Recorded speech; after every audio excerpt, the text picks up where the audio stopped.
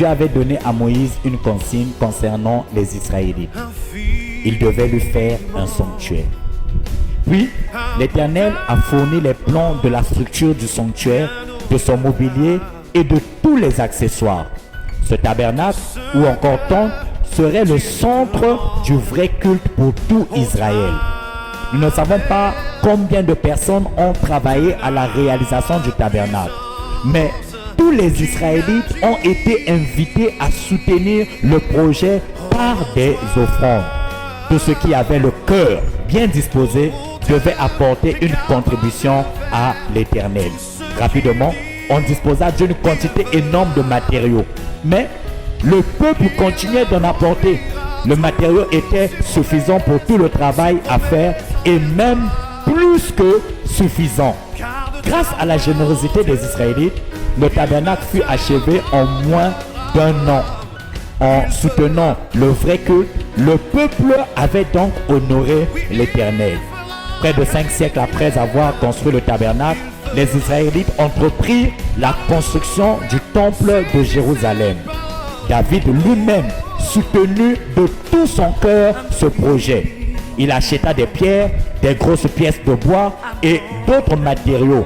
Il offrit également de grandes quantités d'or et d'argent prises sur ses fonds personnels.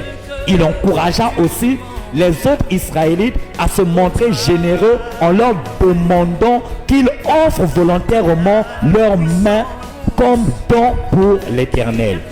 Lorsque vint pour Salomon le moment de lancer les travaux, Salomon disposait de milliers de tonnes d'or et d'argent. La quantité de cuivre et de fer était si grande que rien ne permettait de peser ces métaux. Grâce donc à la participation de tout Israël, la construction fut achevée à peine 7 ans et demi. Ce que le Seigneur fit avec les enfants d'Israël, il veut le faire avec nous aujourd'hui. Il est plus que temps, bien-aimé, de bâtir un temple à la gloire de notre Dieu. Il est plus que temps de délocaliser notre église de Brazzaville.